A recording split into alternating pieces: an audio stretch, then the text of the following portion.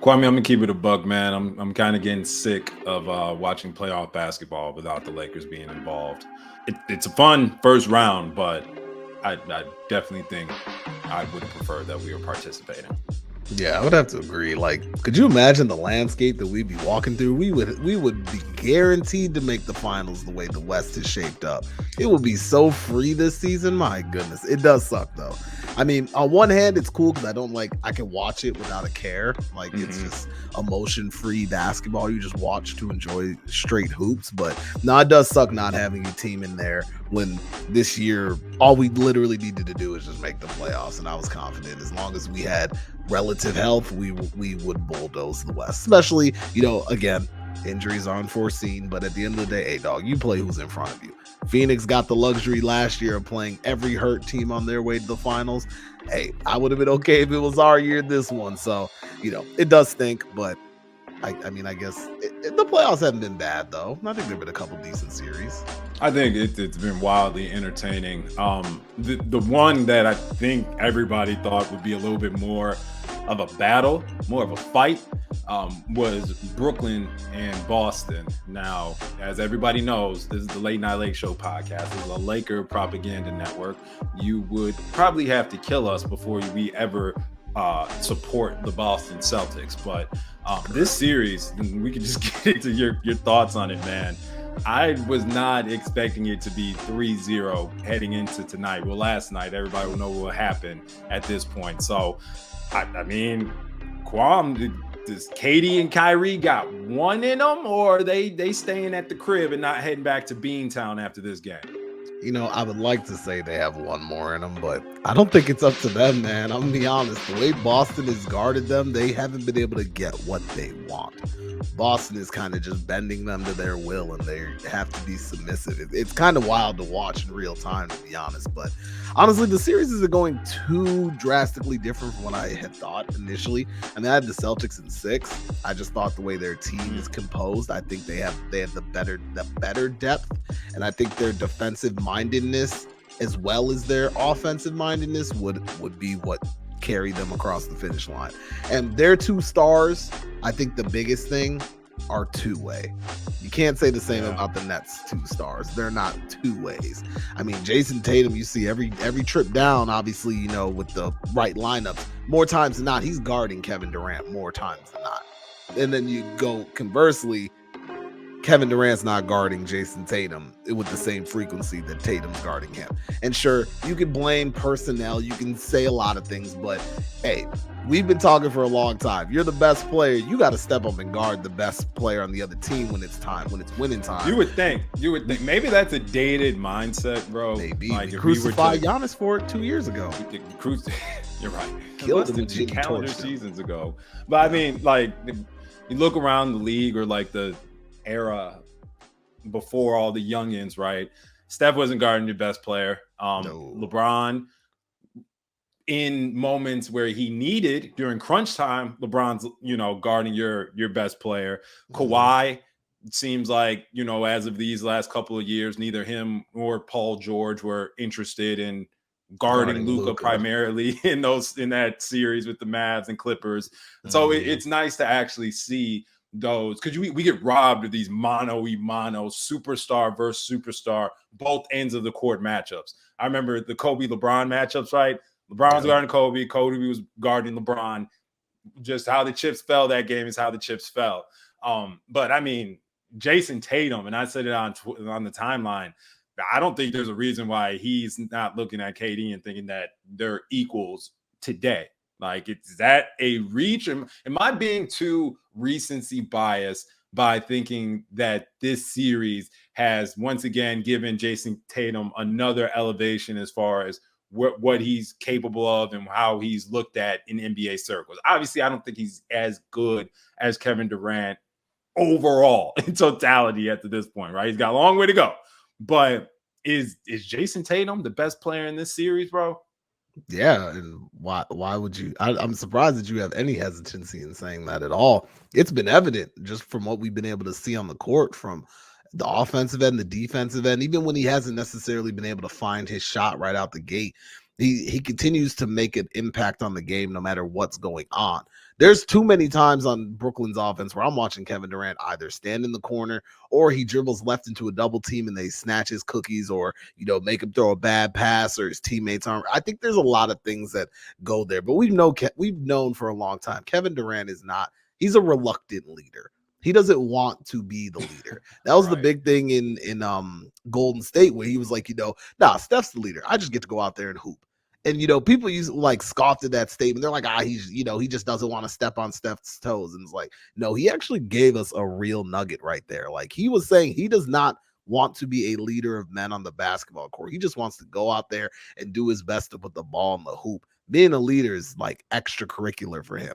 So did he expect Kyrie to be the leader on the Nets? Like, with his decision making, I guess to me is the big question mark. Now, I know that ownership, the Warriors owners always had some slick shit to say about KD, right? Always. But at the end of the day, man, like, my wagon would have not been hitched to Kyrie Irving if the game plan was, I need to find another situation where I could just go out, be the best Kevin Durant I can, and not looked at as, I need to carry the emotional burden of the team from game to game. If KD just wanted to go out and hoop and like live his life, not at the forefront of like, this is on you, he shouldn't have let Golden State. But this is what he wanted. This is what he asked for. And I just think, I'm sure he probably would do it again. Say, I picked Kyrie as a teammate again, and this and that. But I mean, let's get into this real quick, Kwame.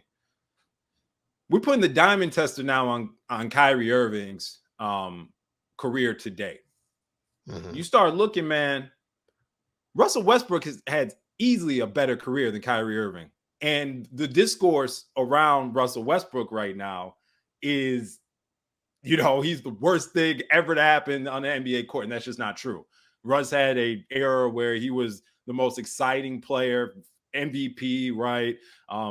Set the triple doubles record. How much you still hold that in high regard is up to you. But I mean, man, you tell me, Russ, Kyrie, who do you think's had more successful career? Kyrie got the ring, but honestly, if you're speaking like just in terms of like individual players, it's Russell Westbrook. It's a no-brainer.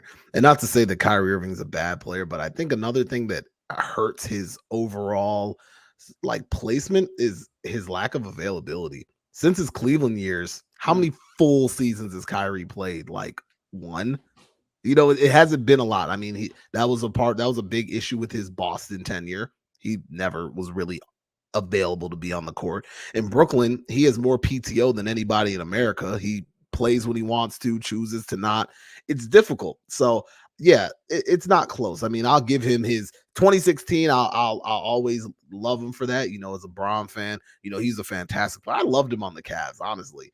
I thought he was a great player. I thought him and LeBron were a fantastic duo, but he saw himself as a bigger player than what was being given to him, which is so crazy to me, because back then it seemed like he cared so much about the media's perception and everyone's perception of him.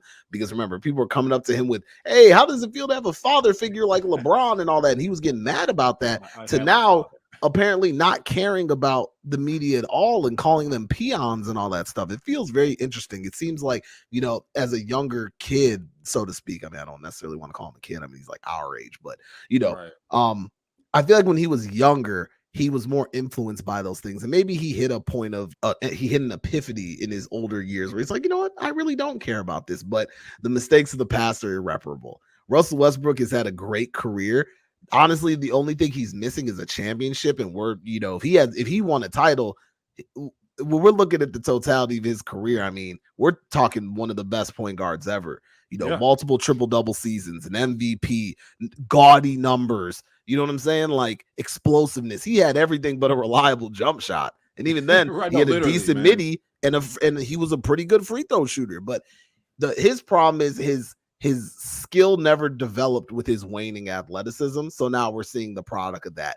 He was able to dominate by being quicker, faster, stronger than almost everybody on the court. And obviously you need skill, but he didn't focus on skills. So now we're seeing him, the lack of athleticism. It's like, oh, bro, so you don't know how to shoot a regular jump shot. Oh, this is a problem. Oh, you can't finish layups when you're not just above everybody. Okay, now we get it. We're starting to see that with Russ. So just because the recent events have told us differently, I think it's very obvious to say that Russell Westbrook has had the better career than Kyrie Irving when you look at player to player.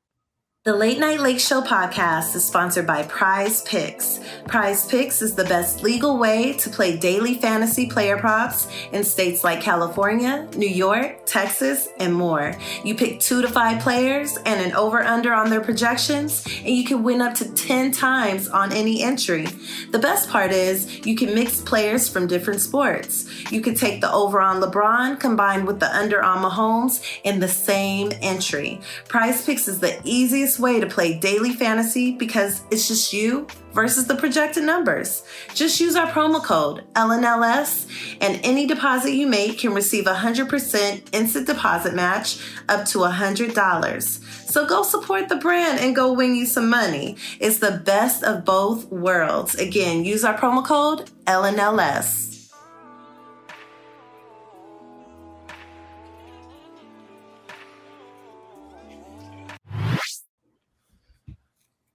So, I mean, Omar, feel free to hop in, piggyback off of what Kwame is saying. If the Brooklyn Nets are bounced about the first round, what questions do you have going forward? Yeah, I mean, as far as like narratives, right? The first question that comes to my mind is what are you going to do with Ben Simmons? He didn't want to play. I know he had a sore back and all that kind of stuff. I could already tell like that the leaves were already, in the tee that if they go down 0-3 that he's not suiting up to play and be the first player ever to be eliminated in back-to-back playoff games. That guy does not want that on his resume. Does Kyrie or do the Nets offer him the max extension? Because I know there's the two sides have had some tension there. And I forget what age Kyrie's at, but he's already somewhat of a just turned 30. He's just turned 30. He's already a bit, I don't know if bit is the right word, but he's a bit of a head case to just manage, right? From a front office perspective on, offering him that max extension. What I do think personally, I think KD and Kyrie ride it out one more season, give it one more go to figure out what exactly happens. I don't know what's going to happen with the coach, Ricky. I know you just mentioned about Steve Nash. Kyrie does not like him, but KD has his full support. That's KD, what we just saw, that article that just dropped. Mark Stein just reported it, that KD has his full support. And I think Nash is okay in managing egos and whatnot. It's Mike D'Antoni was the guy who was managing the X's and O's last year, along with Ime Udoka, who's the coach, who's the defensive minded coach that was on the staff last season, who's now coaching the Celtics and whooping the Brooklyn Nets' ass right now. So Nash can do what he needs to do in terms of he's a player's coach. I mean, there's a ton of those right now. As long as you got the talent, you can go through the playoffs. But man, the Nets, the good thing is they got tradable pieces out of the James Harden chip, but yeah, James Harden really, really, really screwed them over. They gave up like an arm and a leg just to get him to their whole young core. The Sixers, right? You mean? Yes. No, even the Nets. To Houston, yeah, the Nets. Oh, the original, my fault. The original one, right? Mm-hmm. And then what did they give him up for? They got like a season and a half out of, maybe just a half season, because he came like mid-season last year and then played half a season this year, and then he shipped out to Philly. But and then they gave up a bunch of picks and all that stuff too in that process. But I think they give it one more go. But there's a tons of it's just as a Laker fan, it's just good to see another team dealing with all this mess, right? So about it. And they're gonna be up and out of here in 4 games. So I'm just enjoying it. You know what I mean? So yeah. Can we take a moment to see what Ben Simmons really just did? This man really decided to not play an entire NBA season because his former teammate and former head coach said he's trash. That is insane when you say it like that. Like, he really did not play an entire season because his former teammate and former head coach basically said he's trash. Feelings are real, man. Feelings are real. The checks are still clearing, though. So, all I know, he's suing for them checks. The next collective bargaining agreement, the owners are about to go to town. They're going to It's war gonna be a against the Hell in a players. Cell match. It's gonna be a Oh. handicap match, actually.